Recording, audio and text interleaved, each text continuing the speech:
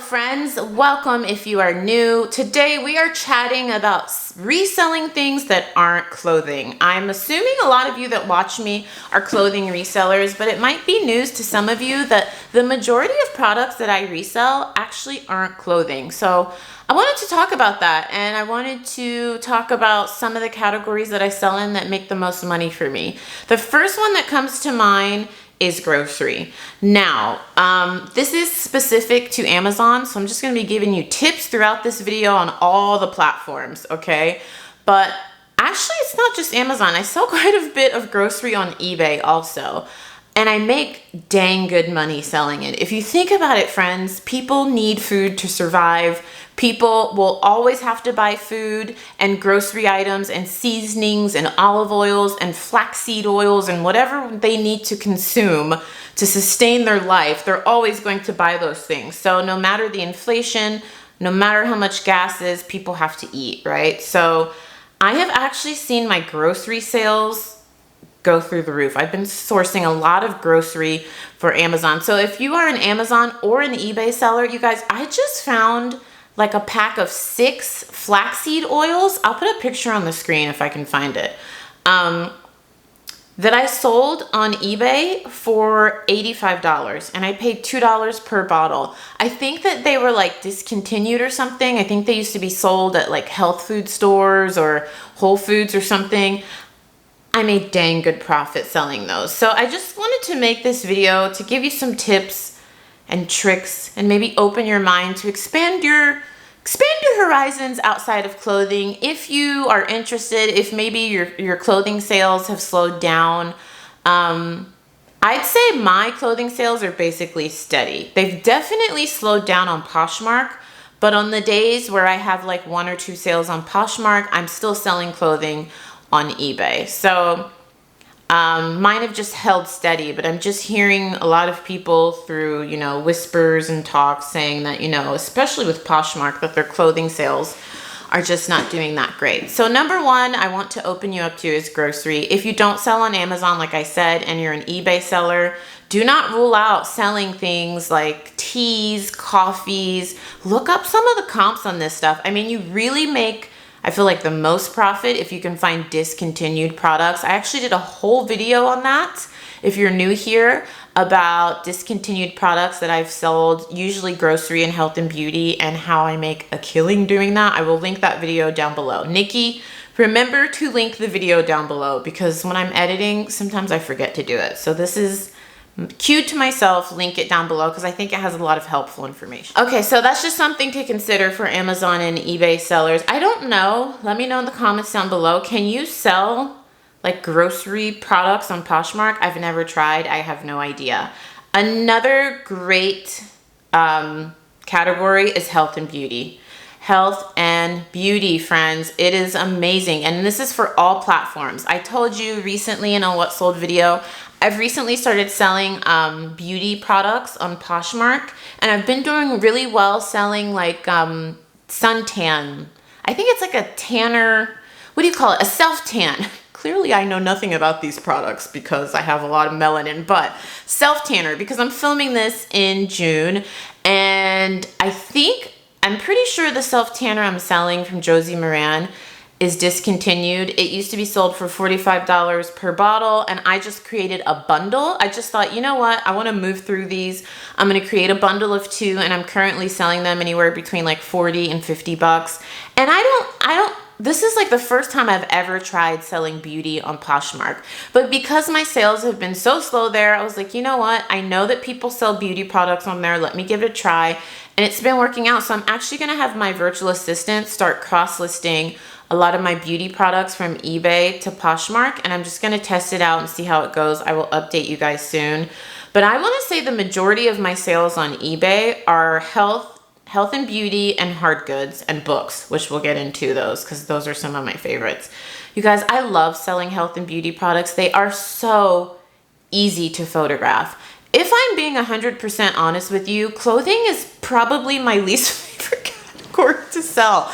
I even like selling sporting goods, which I don't know a lot about. Like, I bought a lot of 50 golf clubs, and when I tell you it was a pain in the arse to identify these golf clubs, because I haven't played golf in many years. I still preferred that over like photographing, measuring, and listing 50 dresses. It's just a pain. It's a lot of photographs, a lot of detail, a lot of measuring. If you're selling a box of 6 eye drops like I just did yesterday for $60, it's literally 4 photos. People know the eye drops they want. You take a picture of the expiration date. That's it. You ship it, you put it in a box, boom, bam. It's so easy, friends. It is so easy. So if you can source, and when I say health and beauty, I mean literally everything in health and beauty. Everything from eye drops to body wash to makeup to hair. Literally, I've been selling wigs. I found this little beauty store. This is how I score these products. Lots of tips in these videos. I love supporting small businesses, and a lot of times they give me great deals if I buy in bulk. You guys know I'm always saying tell people what you do. Some people are not as nice. This woman was really nice, and I was like, you know, because I knew the wigs that she was selling were discontinued. I bought 10 of the wigs for $10 each, and I've been selling them on eBay for $70 each. So all this to say that if you open your mind a little bit and do your research, look up comps, there are so many different categories, friends, that you can make a ton of money that don't have to be clothing, that you can resell online, that people need and they really want. So health and beauty, like I said, just think outside of the box. I could do a whole separate video on how to source this stuff. If you would be interested in that, let me know in the comments down below. This is just a very chatty video with tips. You guys said you like these types of videos, so I wanted to really do it because I know a lot of people are experiencing slower clothing sales. So grocery, health and beauty, and books. I feel like books is probably the easiest category to research, to look up comps, to photograph, to list. I honestly prefer selling books on eBay to Amazon because Amazon, they don't do a really good job of letting you describe the condition of the book. I think there's like 5 categories. It's like excellent, or it's like new, used, fair, something like that. But with eBay, you can actually take photos of the damage. If there's any damage, you can you can edit the description to say, you know, fair condition, the binding is, you know, falling apart, blah, blah, blah, blah, blah. And you can make some really good money if you find the more rare books, super old books, super sought after books. It is a learning curve. I mean, I've been selling books for like 10 years now, and I'm still learning. I still look up almost every book I'm going to buy to resell. I look it up because I'm not an expert in books the way I am in clothing.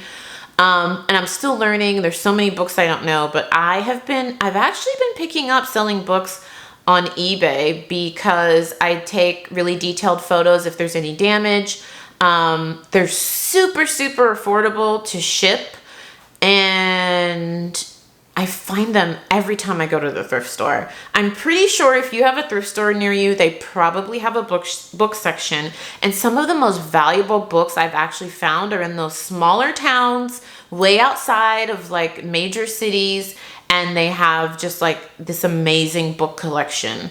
This is giving me all the video ideas. We should definitely do a what sold video on books. I don't know if you guys would be interested in that because I think the majority of you are clothing sellers, but you guys, if you've seen some of the profits I've made selling books, you would probably want to see that video. So let me know in the comments down below. But those are the top 3 categories I wanted to mention. The 4th category I wanted to mention that probably some of you already sell or you've dabbled in, shoes.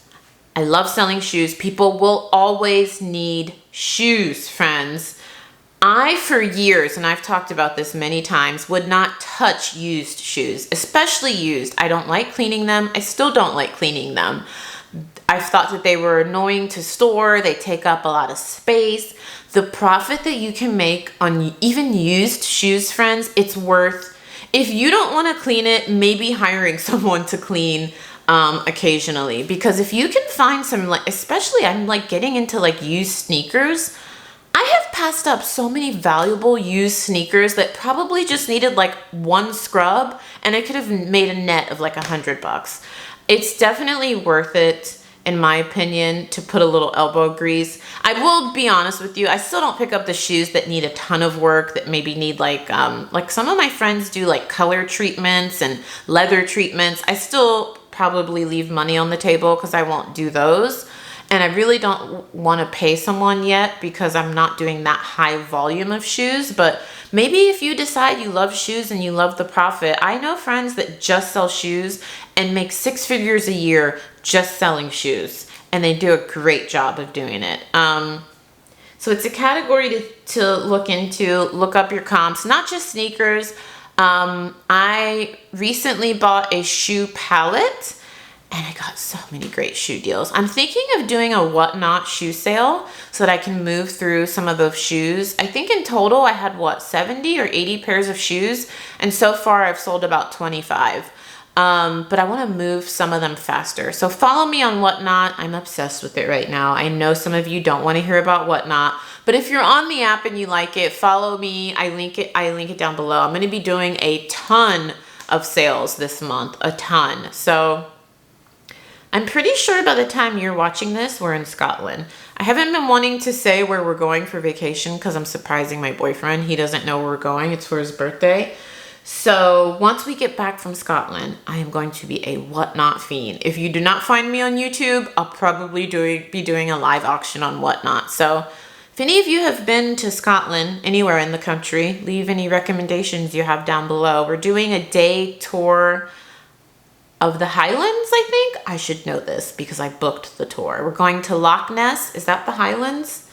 It's literally like a 14-hour tour, and it's supposed to include meals, and the reviews are like amazing for this tour. So I'm really excited about that. We're doing that on his actual birthday. How did I get here? Oh, Whatnot. So once we get back from our trip, I will be auctioning off some great stuff on Whatnot. So follow me there. Those are the 4 main categories I wanted to talk about that I want you to maybe consider if you're interested in moving outside of clothing. Grocery, health and beauty. What was the one after that? Come on, Nikki, you can do this. I don't know. I know books, and then shoes. I probably should have put shoes first because I feel like as a clothing seller, that's probably the easiest category for you to transition into. But just know if you're doing, the reason I didn't is because if you're doing used shoes, sometimes they can be a lot of work. Sometimes they may need some, some treatments, some cleaning. And that's why for years I stayed away from it. But don't let that scare you away from selling them completely. Because for many years, I missed out on a ton of money because something just needed like a wipe down, and I could have easily been making like $50, $60, $70 profit. So yeah, hopefully you guys enjoy these chatty videos, but I just wanted to share some tips with you for things that I've learned along the way doing this job part-time for 10 years. Because I know a lot of my clothing reseller friends are just having issues with sales right now. They're noticing that they're slower, or they're honestly sometimes non-existent.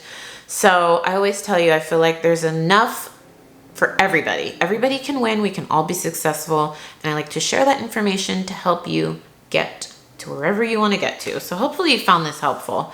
I'm trying to think if I can think of anything else. I think that's it. Hopefully you enjoyed. Don't forget to subscribe. We are slowly climbing our way to 10K. I think we can do it before the end of the year. If we don't hit 10K before the end of the year, I'm doing something wrong. We're like at 9,550 or something right now. And I'm filming this in June. So I'm really trying to be patient. I'm like, okay, at least by December, we'll probably hit 100K. That would be awesome. 10K, we'll see. All right, friends, hopefully you enjoyed. Don't forget to subscribe, and I'll see you soon.